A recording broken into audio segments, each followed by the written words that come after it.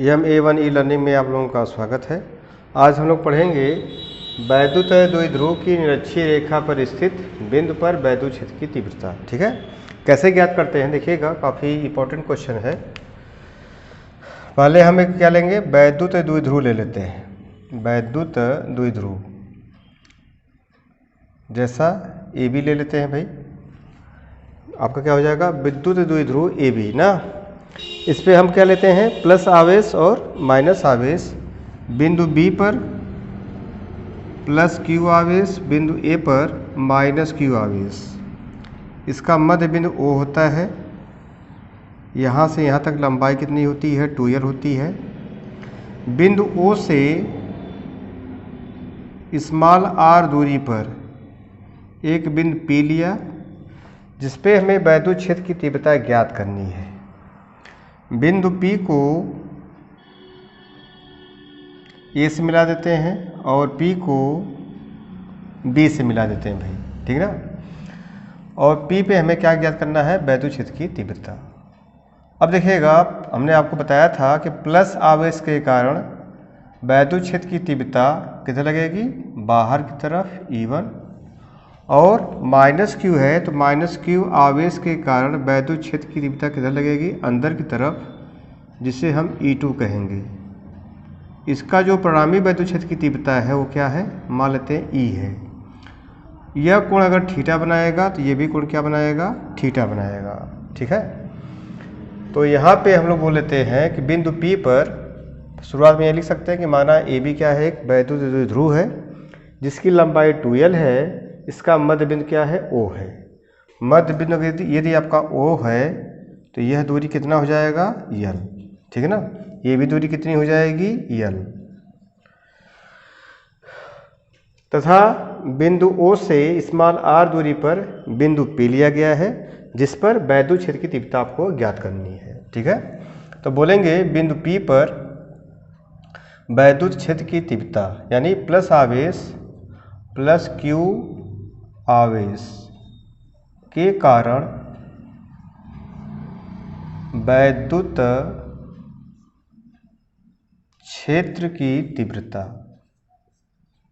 कितना हो जाएगा भाई, तीव्रता E1 बराबर 1/4 पाई एप्सिलॉन 0 Q/r² होता है।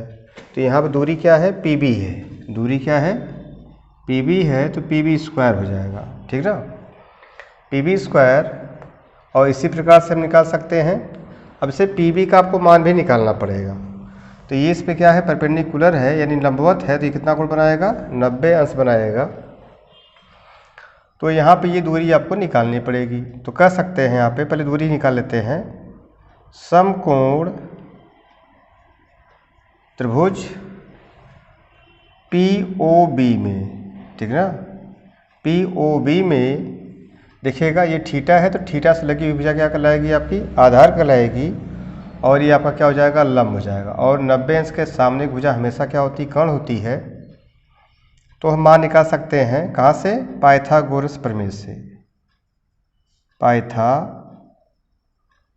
पाइथागोरस प्रमेय से क्या बोलते हैं आप, कर्ण का वर्ग इक्वल टू आधार का वर्ग प्लस लंब का वर्ग। तो कर्ण क्या आपका है, PB है, PB² इक्वल टू हो जाएगा आपका OB² प्लस लंब का मान हो जाएगा OP²। OB का मान l² प्लस r²। ठीक है, तो ये PB² हो जाएगा भाई। तो PB बराबर क्या हो जाएगा, √r² प्लस l²। r को पहले कर दिया, l को बाद में, उससे कोई मान फर्क नहीं पड़ेगा। जो PB है यह दूरी आपका PA के बराबर हो जाएगी। ठीक ना, इसी प्रकार से PA बराबर भी मान निकालेंगे तो यही आएगा, r² प्लस l²। अब देखिएगा यहाँ पे मान पुट कर देते हैं। E1 बराबर क्या हो जाएगा, 1/4 पाई एप्सिलॉन 0 K भी ले लेते हैं परावैद्युतांक K। तो हो जाएगा Q/PB का मान कितना निकाला हुआ है, √r² प्लस l²। इसी प्रकार से हो जाएगा माइनस Q आवेश माइनस क्यू आवेश के कारण वैद्युत क्षेत्र की तीव्रता, वैद्युत क्षेत्र की तीव्रता क्या हो जाएगा भाई, E2 बराबर 1/4πε0 के क्यू बटा क्या हो जाएगा PA² ना, क्यू अपन आर स्क्वायर होता है तो PA² हो जाएगा।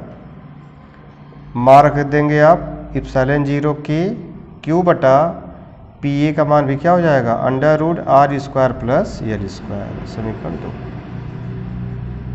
अब देखिएगा यहाँ पे बिंदु यानी जो पॉइंट आपका E है, इस पर क्या निकालना हमें, परिणामी निकालना है वैद्युत क्षेत्र की तीव्रता। तो कैसे होगा, इनको देखिएगा जैसे आप अलग से बना लेते हैं। आपका चित्र में ऐसे बना हुआ है भाई, E1 है और क्या है ये ऐसे E2, जिसका परिणामी ने क्या दिखाया है, E दिखाया है। इसको कोण थीटा पे माना हुआ है, ये E1 है। तो जब थीटा होता है तो इसके साथ कोण पता होता है, इसके साथ जब वियोजित भाग निकालते हैं E का, क्या हो जाएगा E1 बराबर E cos थीटा, है ना। E2 बराबर निकालेंगे तो E2 बराबर क्या हो जाएगा E cos थीटा। E1 बराबर E cos थीटा और ये क्षैतिज निकालेंगे तो E2 बराबर भी आ जाएगा कितना E cos थीटा। यहाँ से आपका हो जाएगा E1। चलिए एक चीज़ इसमें और बताना चाहते थे आपको, हमने कहा कि जो थीटा होता है जिसके साथ कोण पता होता है उसके साथ cos लिखा जाता है, और जिसके साथ कोण नहीं पता होता है उसके साथ sin लिखा जाता है। तो यहाँ पे जो आपका हो जाएगा E1 यानी E1 cos थीटा। हाँ, E का हम निकाल रहे हैं, यहाँ पे लिखने में उल्टा हो गया है। E का जब हम निकालेंगे E1 के साथ वियोजित भाग तो E बराबर क्या हो जाएगा, देखिएगा यहाँ से फिर से E1 बराबर हो जाएगा आपका E1 cos थीटा, इसके साथ कोण पता है तो E1 का E के साथ वियोजित भाग क्या हो जाएगा E1 cos थीटा, ठीक ना। E1 cos थीटा ये हो जाएगा, क्योंकि आपको थीटा पता है। जिसके साथ कोण नहीं पता होता है उसका क्या लेते हैं, उसके साथ साइन लिया जाता है। इसी प्रकार से इनका भी हम लोग लिखेंगे, ये आपका E2 है। अब यहाँ पे जब इसका निकालेंगे वियोजित भाग तो इसका भी आपका क्या आ जाएगा लंबवत, यानी ऊर्ध्वाधर भाग E1 sin थीटा और इसका क्या हो जाएगा E2 sin थीटा, ठीक ना।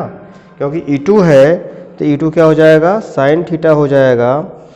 इसी प्रकार से इनका जो आपका E2 cos थीटा, E2 का भी जब वियोजित भाग निकालेंगे तो क्या आएगा E2 cos theta.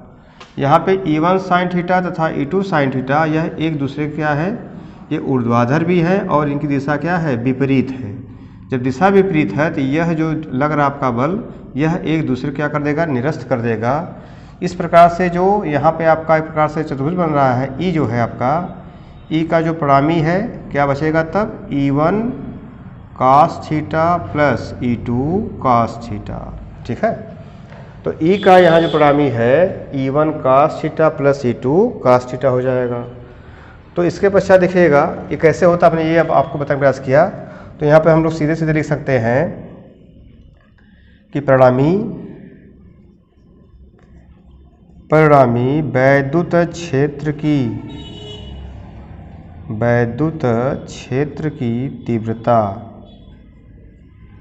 Capital E equal to क्या हो जाएगा भाई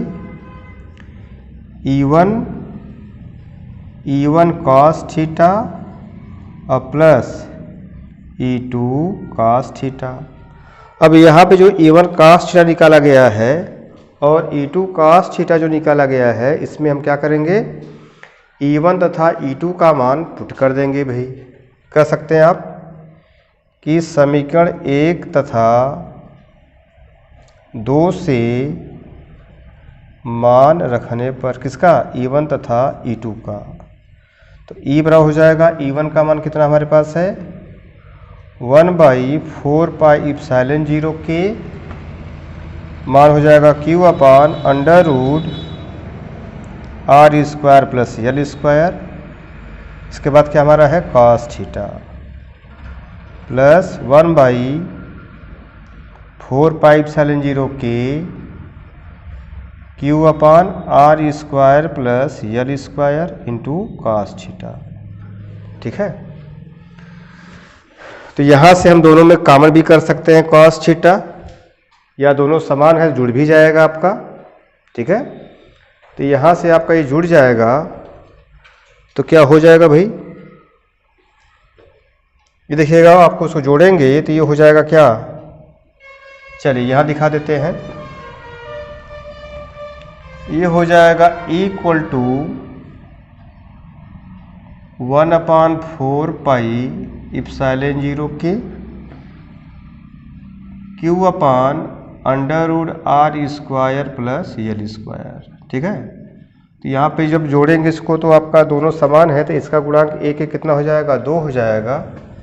2 यहाँ पे लिख सकते हैं, चाहे 2 यहाँ पे लिख लीजिए, कोई दिक्कत नहीं है। ठीक ना, कॉस थीटा समीकरण 3। अब कॉस थीटा का मान पुनः आपको निकालना पड़ेगा। इसी समकोण त्रिभुज लेंगे आप जो लिया है POB में ना, बोलेंगे पुनः समकोण त्रिभुज POB में। अब कॉस थीटा बराबर क्या होता है आप जानते हैं, आधार बटा कर्ण। क्या होता है भाई, आधार बटा कर्ण। इसमें आपको बताया था आधार क्या हो जाएगा यल, और कर्ण का मान पहले ही आप निकाल चुके हैं क्या, under root R square plus L square. यह मान क्या करेंगे, समीकरण 3 में रख देंगे। ठीक ना, तो हो जाएगा इक्वल टू 1/4 इप्सिलॉन 0 के हो जाएगा 2q R square plus L square. अब जो अंडर रूट है उसको आप क्या लिख सकते हैं, 1/2 इंटू यल अपान, यहाँ भी अंडर रूट है तो इसको भी क्या लिख देते हैं हम लोग, R square L square power 1/2। अब देखिएगा आगे 1/4 पाई इप्सिलॉन 0 के 2ql, दोनों का बेस क्या है, बराबर है, तो घातांक क्या होगी भाई, जुड़ जाएगी। घातांक क्या है, 1/2, इसका घातांक कितना है 1/2, 1/2 1/2 जोड़ेंगे तो कितना हो जाएगा 2/2, 2 में 2 का भाग दे देंगे, कट जाएगा। तो बोलेंगे यहाँ पे परंतु किसके बराबर चला आ रहा है, ई के ना, परंतु 2ql बराबर क्या होता है p, तथा हमने आपको बताया हुआ है कि यल बहुत छोटा है किससे, r से, तो यल स्क्वायर क्या होगा और छोटा हो जाएगा। इसलिए यल स्क्वायर क्या कर देंगे आप, नगण्य करने पर, है ना, लिख देंगे कि यल स्क्वायर क्या करने पर, नगण्य करने पर। तो हो जाएगा 1/4 पाई इप्सिलॉन 0 के p अपान क्या हो जाएगा भाई, आर स्क्वायर, है ना। तो इस प्रकार से निरक्षीय स्थिति में ये बराबर क्या आ गया, 1/4 पाई इप्सिलॉन 0 के p अपान आर स्क्वायर। यहाँ पे आर स्क्वायर आया हुआ है, लगता है कोई कुछ छूटा हुआ है ना। यहाँ पे देखिएगा पी ए का मान आपका आया under root R square plus L square. अच्छा हाँ ठीक कहा, यहाँ देखिएगा पी ए स्क्वायर अपने दूरी लिखा था तो शुरुआत में ही गड़बड़ हो गया है। यहाँ वर्क करते तो ये कड़ी क्या हो जाती, दूरी का हट जाती। ठीक ना, थोड़ा सा उसको बना लीजिएगा, मिस्टेक हो गया। अंडर रूट जाएगा क्या, जो आपका हट जाएगा, यहाँ से भी आपका हट जाएगा। ठीक है, तो ये आपका अंडर रूट हट जाएगा तो R square plus L square, जहाँ जहाँ लिखा था हमने वहाँ वहाँ आपका हट जाएगा। या मान लीजिए पहले से लिखा हुआ था, कोई दिक्कत नहीं है, खाली इसको आप स्क्वायर बना दीजिएगा तब भी ठीक है। लास्ट में इसको हटा देते हैं क्योंकि जब शुरू में छूट गया तो कोई बात ही नहीं है भाई, है ना। यहाँ पे देखिएगा तो ये भी जुड़ जाएगा आपका, यहाँ पे क्या हो जाएगा, अंडर रूट का होल स्क्वायर। अब यहाँ पे ये हो जाएगा आपका अंडर रूट, यहाँ पे जब वर्क करेंगे तो ये क्या हो जाएगा, 1/2 हो जाएगा भाई। ठीक ना, अब यहाँ पे ये 2 से 2 हमारा क्या हो जाएगा, या इसको ऐसे तब भी रहने दीजिए। ठीक ना, 2/2 हो जाएगा। अब देखिए जब इसका बेस बराबर है, घात जुड़ेगी तो 2 और 1 कितना हो जाएगा, यहाँ पे 3 हो जाएगा, 3/2 हो जाएगा भाई, है ना।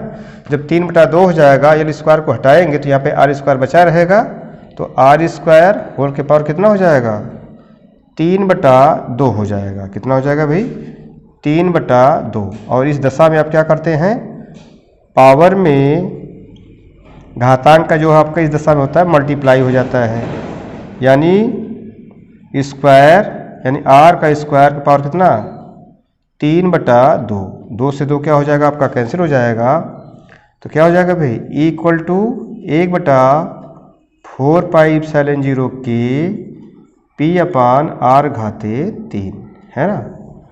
तो इसका ये फार्मूला हो जाएगा। यहाँ पे थोड़ा मिस्टेक था, वर्ग हमने यहाँ पे लिखा था लेकिन इसका वर्ग नहीं किया था।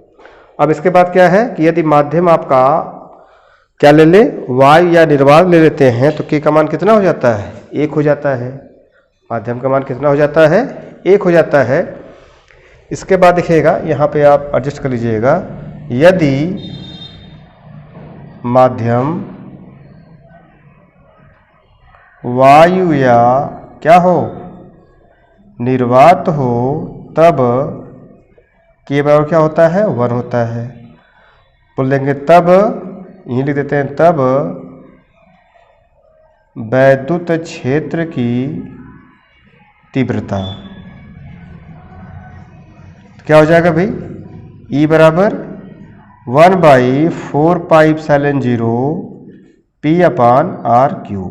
ठीक है, तो कि काफ़ी आपसे पूछा गया है। उम्मीद करते हैं कि इसको आप एक बार 2 बार लगाएंगे तो आपको समझ में आ जाएगा, और ये परीक्षा के लिए आपके लिए काफ़ी इंपॉर्टेंट है, इसलिए इसको आप बार बार रिपीट करिएगा। अगर आप हमारे चैनल में नए हैं तो चैनल को सब्सक्राइब जरूर करिएगा। यदि वीडियो आपको अच्छी लगती है तो लाइक ज़रूर करिएगा, तथा इसको आगे भी शेयर करिएगा जो आपके सहपाठी हैं, ताकि उनको भी इसका लाभ मिल सके। धन्यवाद।